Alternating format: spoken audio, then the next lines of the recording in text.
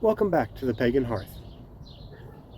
Every time you cross this threshold, you're performing a ritual. You just don't call it that. You think you're entering your house. You're entering a sanctuary. Most people are taught that the sacred lives somewhere else. A temple, a church, a sacred grove. And home? Home is just where you eat, sleep, and scroll. But our ancestors didn't live that way. They didn't always go to a temple. They lived in one. And at the center of that temple was the hearth. We've inherited a lie that there's a difference between the sacred and the mundane. That some spaces are holy and others are just life. That your altar is sacred, but your kitchen isn't. Your ritual is sacred, but your daily routine isn't. That split is not pagan, it's modern. It comes from a world that separated religion from life and then separated people from their own homes. We moved the sacred out of the home and into buildings we visit once a week. We moved the fire out of the house and into basement furnaces we never see. We traded the living flame for a utility bill. And then we wondered why nothing feels sacred anymore. But in our ancestral traditions, the Celts, Germanics, Greco-Romans, and Slavs, you would go to temple to make public offerings and gather in groves or by the stones for a community feast. But for most people, most of the time, the center of religion wasn't a temple complex. It was the home. The Ukrainian pechta, the atrium of Greek and Roman homes, the great hall in Norse tradition, the central fire in Celtic roundhouses. No ritual room, no separation, just a fire and a life built around it. So let's define some terms, because this is important. A hearth is not just a fireplace. A hearth is the center of family gatherings. Today, that might be your living room, your dining room table, even your kitchen stove. Wherever life is prepared, shared, and sustained, that's your hearth. And an altar? An altar is not decoration. It's a place of exchange. You give, and something is returned. Food becomes offering. Offering becomes relationship. And relationship becomes blessing. A temple isn't just a building. It's a space that has been set apart and recognized. Your home is already set apart. It has walls, a threshold, a boundary. The only thing missing is your awareness. Here's the real truth. Plain and simple.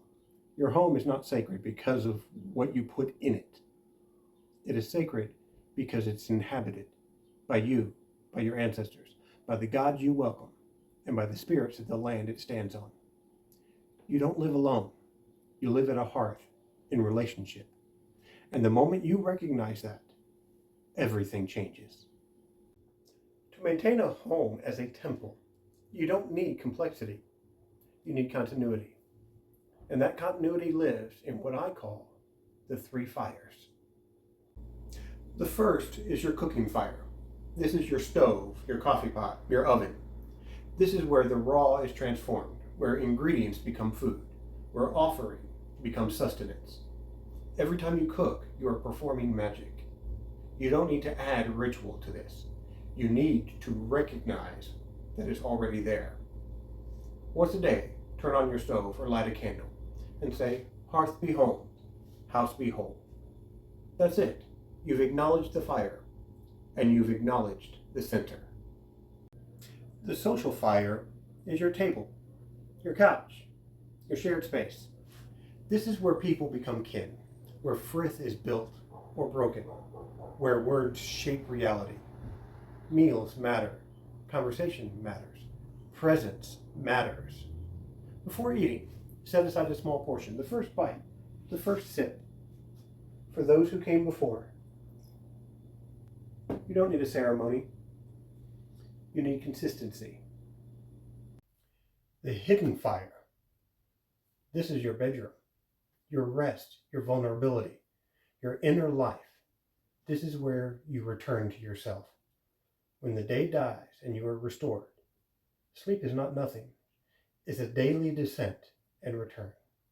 Before sleep tonight, just one line. Ancestors, guard my rest. That's enough. If these 3 fires are tended, your home is alive with meaning. If they are ignored, it becomes just a place where you store your life. Let's make this real. You don't need perfection. You need consistency. Choose a point. Pick one spot. The stove, the dinner table, even the TV stand. It doesn't matter what it is. What matters is that it's repeated. And keep it simple. A small plattering for offerings, a bowl for libations, maybe a statue or a picture with a deity's name. Nothing elaborate. This is not decor. This is function. And finally, establish a daily rhythm. In the morning, hearth be warm, house be whole. And in the evening, thanks for the fire, guard the dark. That's your foundation. If you cook, you've already done a ritual. Now, you're just adding awareness. Your home is not isolated. It exists in relationship. So acknowledge that. The threshold of your door matters. Once a month, wipe it down. Water, salt if you want. And say, no ill will comes through. Hospitality within. Step outside occasionally. Pour out a drink. Water, coffee, beer. This is our home and we keep it well. That's enough. You're not claiming ownership. You're maintaining a relationship. Honor your ancestors. Don't keep them hidden, locked away in a drawer. Integrate them into your home. Photos, names, memory. Speak them out loud while cooking, while cleaning. That's a prayer. Let's be honest. Life is messy. A lived-in house is not an unholy house. A neglected house is. You're not aiming for perfection. You're maintaining a space where presence is respected, clean enough to host, lived in enough to be real. You're not doing chores. You're tending a place where life and relationships happen. What if I have roommates, family, kids? Then your practice becomes quieter, subtle, internal. The hearth is not performance, it's awareness. What if I rent? What if I don't have much? It doesn't matter. A single candle in a studio apartment with intention is more sacred than a mansion with none.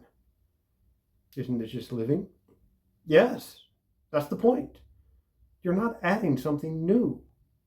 You're recognizing what was already there. So here's what I want you to do. Tonight, before you eat, set aside the first morsel. And remember, for those who came before. And when you're done, say thanks. That's it. You've acknowledged your hearth. You've recognized your home. You've stepped back into the temple you already live in. You don't need permission. You don't need initiation. You need awareness. The house is your temple. The hearth is your altar. And the life you are already living is the ritual. Light the flame. Set the table. Acknowledge your dead. Guard your threshold. And keep the fires burning. Good night.